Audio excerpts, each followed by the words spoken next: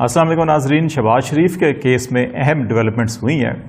ایک طرف شہباز شریف صاحب نے لاہور ہائی کورٹ میں توہین عدالت کی درخواست دائر کی ہے اور اس میں 6 افراد کو فریق بنایا ہے۔ وفاقی سیکرٹری داخلہ، ڈی جی ایف آئی اے، ڈائریکٹر لاہور ایف آئی اے امیگریشن اور ڈپٹی ڈائریکٹر لاہور امیگریشن،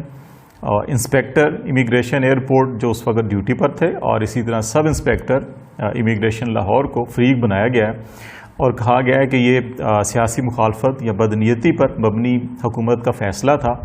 اور انہیں عدالتی احکامات کے باوجود ملک سے باہر نہیں جانے دیا گیا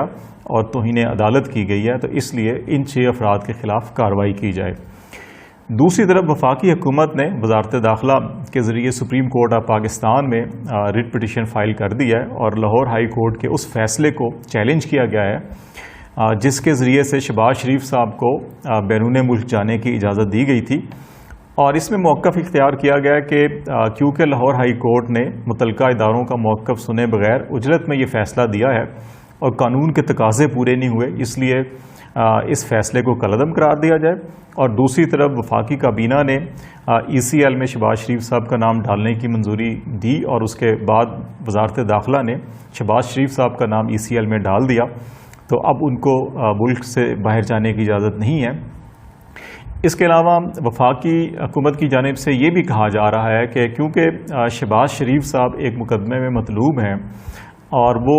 نواز شریف صاحب کے ضامن بھی ہیں، اور نواز شریف صاحب وعدہ کر کے گئے تھے کہ وہ 4 ہفتوں کے بعد واپس آئیں گے، لیکن وہ واپس نہیں آئے اور شہباز شریف ان کو واپس لانے میں ناکام ہوئے ہیں، تو اس لیے ایک ایسے شخص کو جو اپنی ضمانت پوری نہیں کر سکا، اپنا وعدہ پورا نہیں کر سکا، تو اس کو ریلیف نہیں ملنا چاہیے۔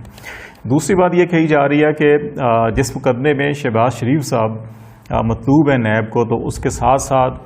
شہباز شریف صاحب کی فیملی کے 5 افراد جو ہیں وہ پہلے سے مفرور ہیں اور لندن میں مقیم ہیں۔ شہباز شریف صاحب کی اہلیہ، ان کا بیٹا، ان کی بیٹی اور ان کے داماد جو ہیں وہ پہلے ہی مفرور ہیں، تو اس لیے خدشہ ہے کہ شہباز شریف صاحب بھی احتساب سے بچنے کے لیے یا جو سوال ان سے پوچھے گئے ہیں ان کا جوابات دینے کی بجائے وہ ملک سے فرار ہونا چاہتے ہیں، اور حکومت کو خدشہ ہے کہ ان کی جو ٹریک ریکارڈ ہے، ضمانت بھی دی اور وہ پوری نہیں ہوئی، تو شاید وہ واپس نہیں آئیں گے، تو اس لیے ای سی ایل میں نام ڈالا گیا اور ان کو روکا گیا۔ اب یہ دیکھنا ہوگا کہ معاملہ عدالتوں میں ہے، ایک طرف لاہور ہائی کورٹ میں اور دوسری طرف سپریم کورٹ میں ہے کہ عدالتیں کیا فیصلہ کرتی ہیں، لیکن کچھ بنیادی سوالات ہیں جو لوگوں کے ذہنوں میں ہیں، اور عدلیہ کا جو کردار ہے ماضی کا وہ بھی کوئی اتنا شاندار اور تابناک نہیں رہا جس کی وجہ سے انصاف کے نظام کے اوپر عوام کا جو اعتماد ہے وہ بحال ہو سکے۔ اب یہ کیس بالخصوص عدلیہ کے لیے بھی ایک بڑا امتحان ہوگا، اور اس کے فیصلے سے عدلیہ کی جو ساکھ ہے اس کی بحالی کے حوالے سے یا عدلیہ کے اوپر جو سوالیہ نشان ہے اس حوالے سے بھی عوامی جو رائے ہے اس کے اوپر بڑا اثر انداز ہوگا۔ یہ دیکھنا یہ ہوگا کہ پاکستان کا جو عدالتی نظام یا عدلیہ یا انصاف کا نظام ہے اس کا ماضی کوئی اتنا اچھا نہیں رہا۔ اسی عدلیہ کے جسٹس منیر کی صورت میں جسٹس ارشاد حسن خان اور جسٹس ڈوگر صاحب ایسے جج تھے جنہوں نے نظریہ ضرورت کے تحت جو ہے فوجی آمریتوں کو تحفظ دیا، اور پھر اسی عدلیہ کے جسٹس قیوم جیسے کردار بھی ہیں جنہوں نے اپنی سیاسی وفاداریاں نبھائیں اور مخالفین کو اجلت میں، جلد بازی میں یا قانونی تقاضے پورے کیے بغیر سزائیں دیں۔ پھر اسی عدلیہ کے ججوں نے اپنی بیویوں اور بچوں کو قانون اور آئین سے بالا تصور کرتے ہوئے ان کے خلاف کسی قسم کی تحقیقات سے روک دیا حکومت کو، اور ایک مثال قائم کر دی کہ ججوں کے بیوی اور بچوں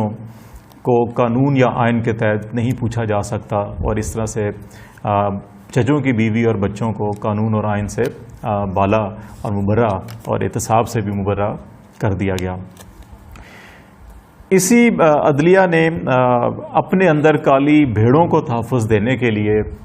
جو کانسٹیٹیوشنل ایک ادارہ ہوتا ہے سپریم جوڈیشل کونسل، اس کو بھی عضو معطل بنا کے رکھ دیا ہے، اور سپریم کورٹ کے بعض ججوں نے اکٹھے ہو کر افتخار چودھری کیس میں بھی اور جسٹس فائز عیسیٰ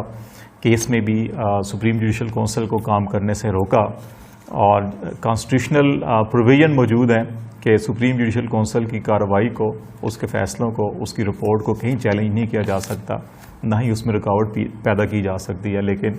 پاکستان کی تاریخ میں اسی عدلیہ کے ججوں نے ایسا بھی کر کے دکھایا۔ اسی عدلیہ کے کردار ایسا ہے کہ بدقسمتی سے عوام لاہور ہائی کورٹ کو لوہار ہائی کورٹ کہہ کر پکارتے ہیں۔